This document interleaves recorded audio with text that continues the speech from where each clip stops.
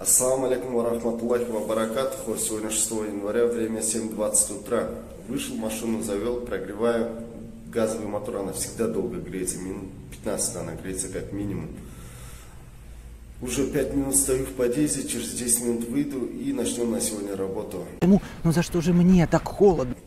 Подпишитесь, пожалуйста, на канал, на телеграм-канал, на YouTube канал, страницу в Instagram, группу WhatsApp. Скоро там начнется движуха. Первый заказ взяли в 7:45. С Исанова поедем на Карла Маркса. Это очень хорошо, потому что с Карла Маркса сразу же возьмем заказ в центр. Видите, время 7:45, на улице до сих пор еще темно.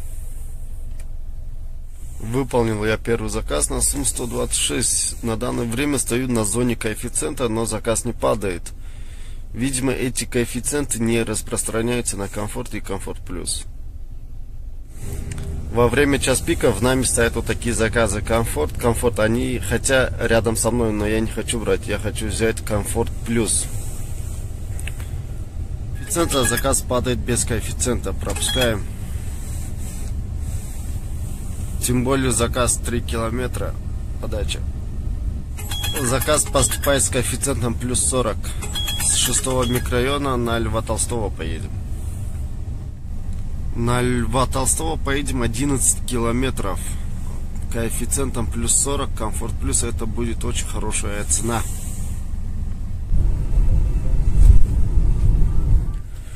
Приехали мы на Льва Толстого, это пешпек. Сумма поездки составила 234. Мне дали 240. Ждем следующий заказ. Давайте я вам покажу. Выполнил 2 заказа на сумму 360 сомов. Баланс 9 сомов остался. Желательно мне бы безналичку один заказ хотя бы на 150 сомов. Ильменская, это где? О, это далеко. С Льва Толстого приехали на Советскую, сумма поездки составила 150 сомов. Так, проверим баланс теперь. Баланс минус 10. Еще такой момент. В нами всегда есть вот такие неисправности. Допустим, сейчас приложение у них не работает. На кой черт придумывать такие условия, я просто понять не могу. Видите, приложение не работает. Сбой в приложении. Такая фигня у нас всегда. Ну, в общем, часто случается. Тут же поступает заказ со Скрябина. Да и приложение нам заработало. Октябрьская РОВД на Скрябина Советской. Вот этот белый Приус был припаркован на месте патрульной машины, где сейчас стоит. Патруль приехала, еле как отодвинула его с места, чтобы самим припарковаться. Таксист вообще не хотел оттуда отъезжать. Вот такие таксисты у нас. Таксист?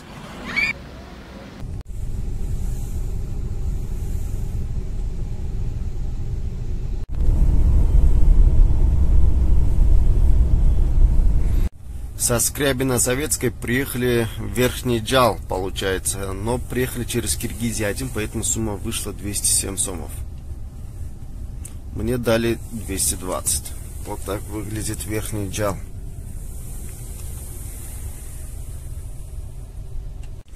Хороший вот такой BMW стоит, ожскими номерами. А рядом стоит мой, кореец. А это немец или японец, да?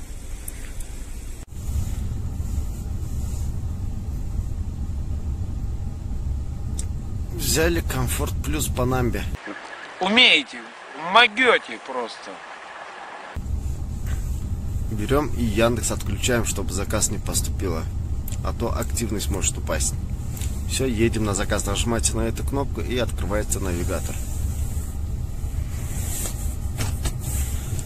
Подача где-то 1,5 или почти 2 километра будет. Но это комфорт плюс, это нормально. Подача получается 1,5 километра.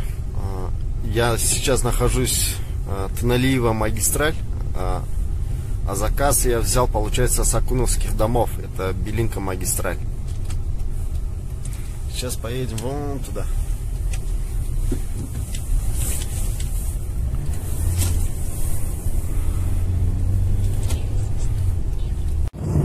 Друзья, я хочу вас попросить, подпишитесь на мой YouTube канал, на Telegram канал, на группу WhatsApp и в страницу в Instagram. Там будет полезная информация, я максимально постараюсь, чтобы была там полезная информация.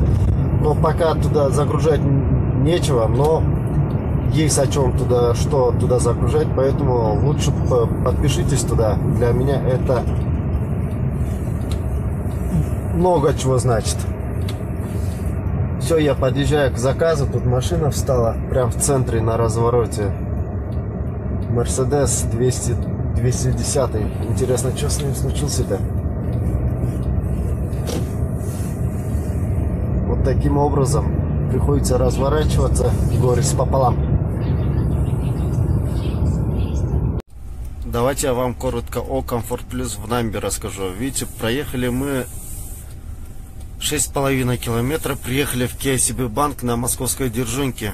Сумма поездки составила 177 сомов.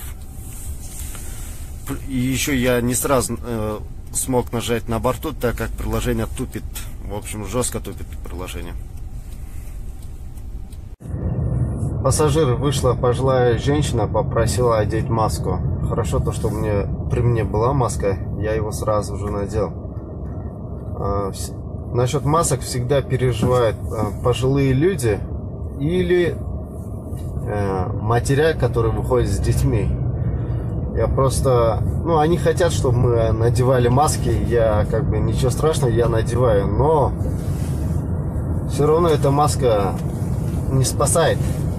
Если маска спасала бы от короны, то все бы остались живы и столько количества людей не заболели бы.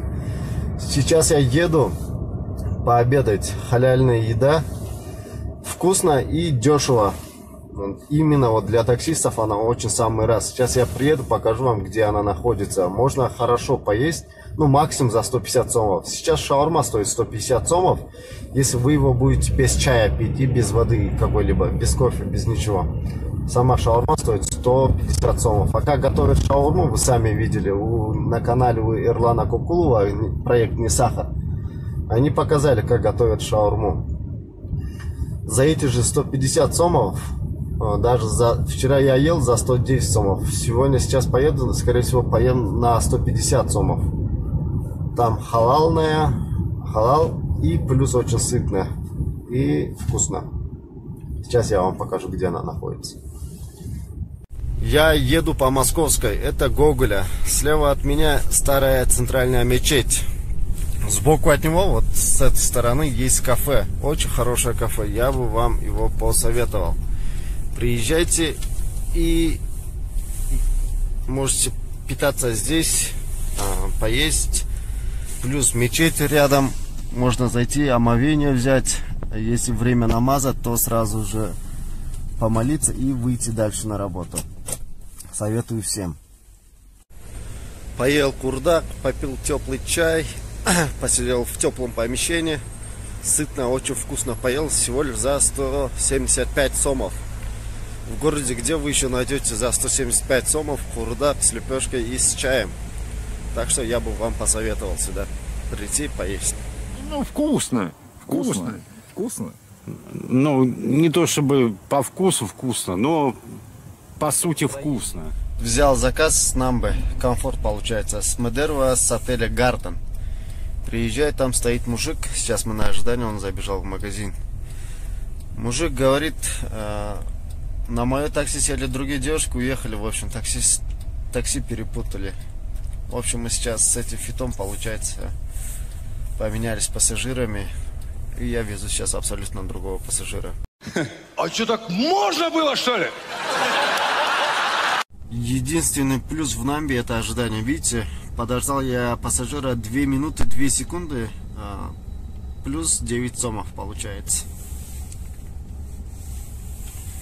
С 4-го микрорайона поедем на Урузбекова. Безналичная оплата вовремя, потому что у меня там минусовой баланс. Минус 47. Рейтинг, кстати, упал. 4940 было, 4929. Кто-то поставил низкую оценку мне. Сейчас мы узнаем, кто это сделал. Сейчас мы все узнаем, кто это сделал. Друзья, вот этот последний заказ получился наличными. Видите, уже минус 66. Пассажир изменил способ оплаты на наличный во время пути. Друзья, позвонили мне с Намбы. Кто это? Немножко поправили меня. Ничего против моих высказываний не имеет. Просто решили поправить меня. Да и я от своих высказываний никак не хочу отказываться. Оказывается, у них, чтобы получать заказ первым, надо иметь чашку B-Taxi за 700 сомов. Или просто приносите свою чашку, пустую чашку, они вам клеют наклейку бесплатно. Надо обязательно обклеить машину B-Taxi.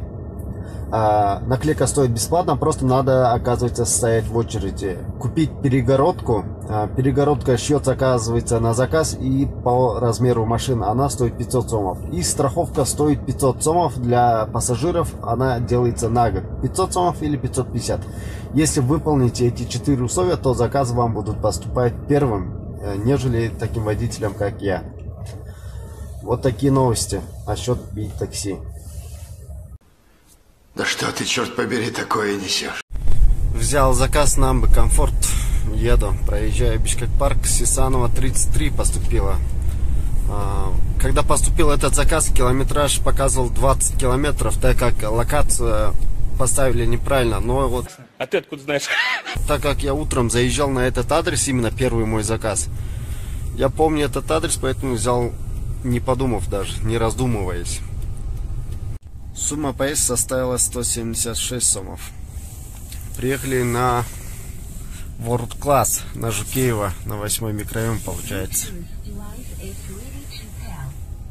Вот такие заказы не хочу принимать. С магистрали на магистраль. Все. Взял следующий заказ с 7 микрорайона на Киевскую поедем. Киевская 200. Тут у меня баланс уже 66. Дай бог, чтобы еще на пару заказов хватило. Иначе, если больше минус 100 будет, то придется мне пополнить баланс вручную через терминал.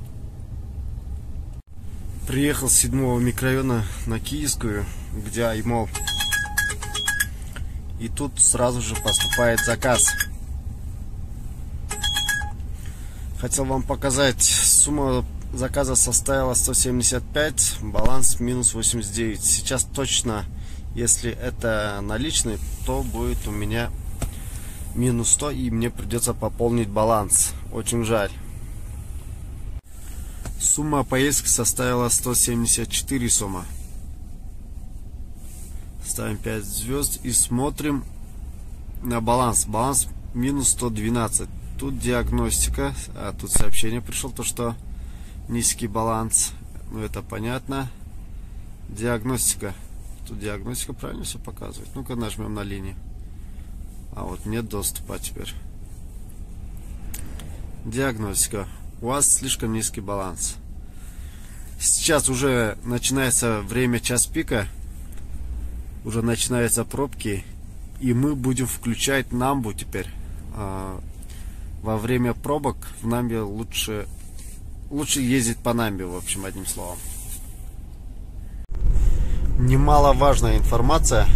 Днем, как вы знаете, в туалет ходить очень тяжело. Не везде есть туалет, даже если есть, туда лень идти. К примеру, в торговый центр заходить именно ради туалета тоже не вариант. К примеру, если вы ездите... Если вы находитесь на 12 микрорайоне, я вам скажу, где есть тут платный туалет, стоит 10 сомов. Так, едете по Саяхпая Каралаева в сторону магистрали. С правой стороны от вас начнется после Империи Пиццы вот такие вот здания. Тут стоят маршрутчики. Она примерно находится, этот туалет, вот так, где она? Вот он здесь. 10 сомов туалет. Вот он. Как я раньше говорил, аренда это зло. Я сейчас его ощущаю на личном опыте. Я могу с уверенностью сказать и никому не рекомендую взять машину в аренду и работать. аренда очень тяжело, заказов очень слабые. К примеру, в России за машину платят 1500 аренду, ну, за хорошую машину. Работая в экономе, они зарабатывают грязными за сутки в среднем 8000. Аренду платят 1500. У нас аренда стоит 1200, но заработок, средний заработок, даже не средний, а хороший заработок считается 4000. Это по процентным соотношениям, это вообще дорого. В Бишкеке аренда машин, она очень даже дорого. В России 1500 оплатить нет проблем, потому что ты зарабатываешь каждый день грязными 8000. А в Бишкеке оплачиваешь 1200 сомов, но грязным каждый день зарабатываешь по 4000.